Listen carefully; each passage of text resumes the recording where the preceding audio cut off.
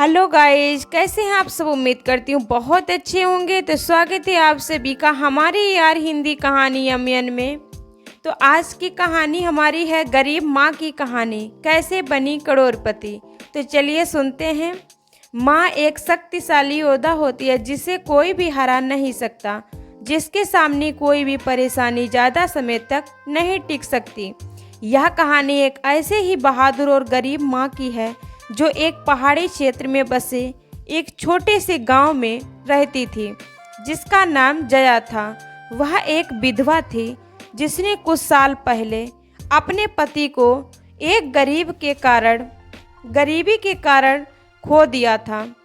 तब से वह अपने दो छोटे बच्चों रवि और सीता के बड़े संघर्ष के साथ पाल रही थी।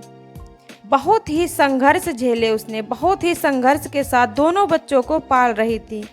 जया फूस की छत वाले एक छोटे से मिट्टी के घर में रहती थी। दीवारें गिर रही थीं और बरसात के दिनों में छत टपकने लगी थी। उसके पास कोई स्थिर आय नहीं थी और उसे जीवन यापन करने के लिए अनेक कामों पर निर्भर रहना पड़ता था। कभी वह किसी के घर में झाड़ू बर्तन करते तो किसी के घर में कपड़ा धोने जाती। अपनी कठिनाइयों के बावजूद जया अपने बच्चों के बेहतर भविष्य के लिए बहुत मेहनत करती थी और ऐसे करने के लिए जो भी करना पड़े वह करने को तैयार थी। जया रोज सुबह जल्दी उठकर अपने बच्चों के लिए नाश्ता बनाती थी। स्कूल जाने से पहले वे चावल और दाल का सादा भोजन करते थे। जया तब दिन के लिए काम खोजने के लिए निकल पड़ती। किसी दिन वह भाग्यशाली होती और उसे काम मिल जाता, जबकि अन्य दिनों वह खाली हाथ घर लौट आती। एक दिन जया ने पास की बुनाई फैक्ट्री के बारे में सुना जो श्रमिकों को काम पर रख रही थी। उसने नौकरी के लिए आवेदन करने का फैसला किया और जब उसे काम पर रखा गया तो वह बहुत खुश हो गई। यह एक आसान काम नहीं था, लेकिन अच्छे पैसे के लिए वह इस काम को करने के लिए तैयार हो गई। जया सुबह जल्दी ही उठ जाती और बुनाई करने कारखाने में देर तक काम करती।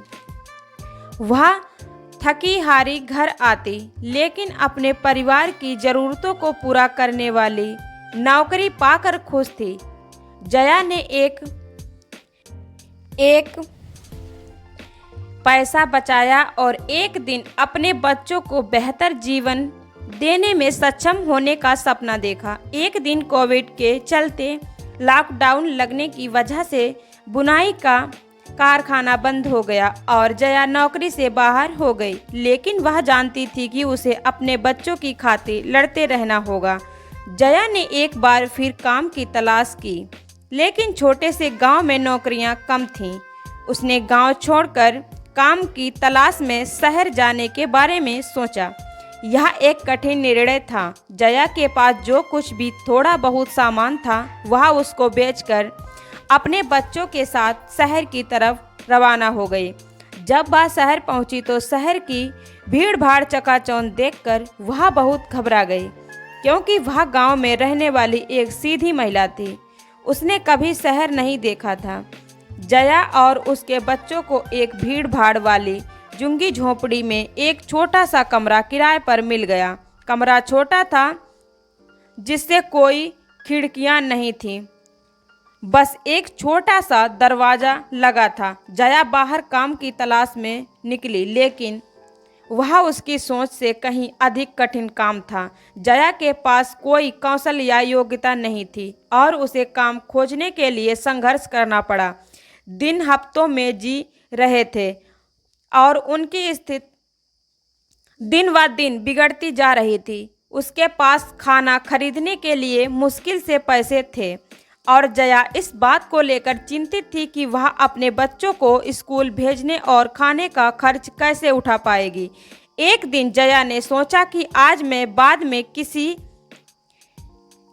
की भी नौकरी नहीं करूँगी। मैं सिर्फ और सिर्फ अपना काम करूँगी। अब मैं किसी के यहाँ भी नहीं जाऊँगी नौकरी मांगने। फिर जया ने अपने पड़ोस में रहने वाले एक बूढ़ी महिला से उसके सिलाई मशीन मांग ली और उसी महिला से सिलाई का काम सीखने लगी।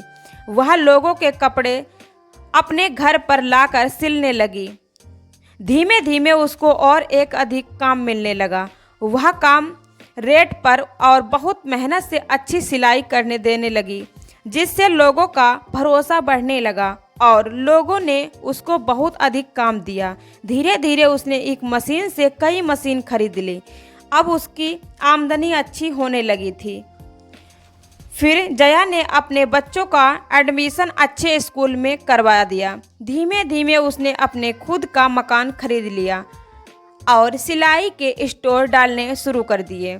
उसके शहर भर में अधिक स्टोर खुल गए। वह लाखों रुपया कमाने लगी, महीना कमाने लगी। आज उसका शहर भर में बहुत नाम है। लोग आज भी उसकी कहानियाँ, गरीब माँ की कहानी कैसे बनी करोड़पति, दूसरों को मोटिवेट करने के लिए सुनाते हैं। इसीलिए कहा जाता है काम कोई छोटा नहीं होता। इसीलिए ज़िंदगी में कभी भी हार नहीं माननी चाहिए, क्योंकि किस्मत कभी भी पलट सकती है। आज बुरा है तो कल अच्छा समय आएगा, ज़रूर बदलेगा। दोस्तों, अगर गरीब माँ की कहानी अच्छी लगी हो तो लाइक शेयर कमेंट ज़रूर करें। चैनल पर नए हैं तो सब्सक्राइब ज़रूर कर लीजिएगा। धन्यवाद।